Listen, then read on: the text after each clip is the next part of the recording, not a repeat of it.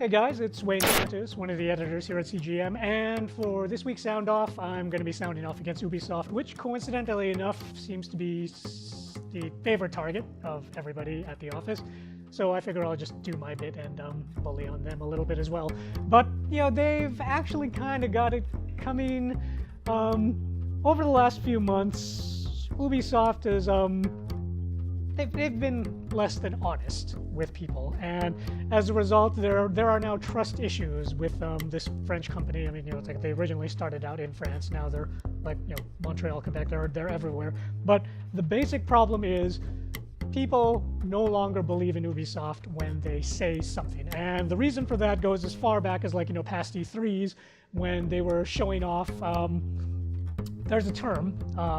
It's called the bullshot. This term was first coined by the guys over at Penny Arcade, and it is a combination of the words bullshit and shot for bullshot, which previously referred to when video game companies, and EA was particularly bad at this, would doctor screenshots to make them look way better than the game that you were actually playing. Now, Ubisoft over the last couple of years has gone one better than EA, and instead of doing bull shots, they've basically been doing bull trailers or bull demos, because, like, everybody remembers when they first showed off Watch Dogs, and that game looked totally amazing, and then the game finally came out earlier in this year, and it was like, this looks nothing like what Ubisoft was showing off at E3. We've got that again with Assassin's Creed Unity, where, you know, it's like, once again, they showed off these demos.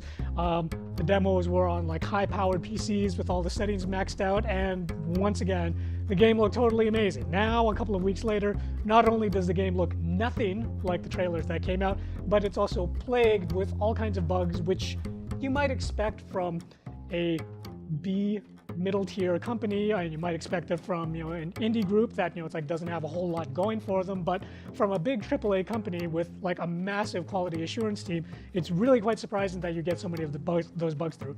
Of course, the cynical answer for why those bugs are there is because even though the QA guys may have been screaming, no, Ubisoft publisher, you have to understand this game isn't ready, you need another month, the accountants and bean counters were like, if we do this, we are not going to make our financial projections, so you know what, just ship the game as is, the gamers will buy it, we can always patch it later. So not only has Ubisoft been showing off games which eventually get visually downgraded, they've been releasing games which don't work the way that they're supposed to, especially for a game that costs $70 Canadian.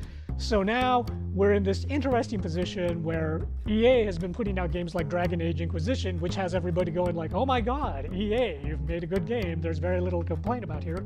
Whereas Ubisoft are the guys who are putting out games and people are going, what happened? You know, it's like, you used to be this amazing publisher that, you know, we used to say, see here, EA, this is how you do it, this is how you make your customers happy. Now, the shoe is on the other foot, and everybody is looking at EA going, it's like, I used to trust you guys, but you've been letting me down consistently over the last few months. What's been going on? Now, there are probably a lot of reasons for why this is going on.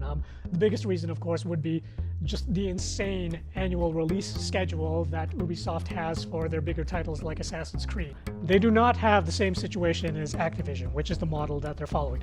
Now, for Call of Duty, Activision has 3 separate studios working on 3 different games with 3-year cycles. So that's how they successfully manage to get a new Call of Duty game out every single year. They've got 3 complete studios dedicated to one title each. Ubisoft does not have the same situation. For whatever reason, Ubisoft Montreal is still in charge of the overall flagship Assassin's Creed titles. And what they're forced to do is they then divide up their teams over at Ubisoft Montreal into smaller sub-teams, but then on top of that, because they still can't manage it, they farm this stuff out to Ubisoft Singapore, Ubisoft Sofia, Ubisoft Prague, and all of the other satellite studios, getting those guys to support the main studio in Montreal while they try to put out a new game every single year, and it is clearly not working. Now, the only way that Ubisoft is going to start gaining the trust of the gamers is pretty much the same way that EA did. They're just going to have to put up, shut up, and start putting out games that people like that, you know, aren't spectacularly buggy. Now, they've been letting people down consistently for the last few months. They can still make it up with games like The Crew and their latest, it's like Tom Clancy extravaganza that's taking place in post-apocalyptic New York.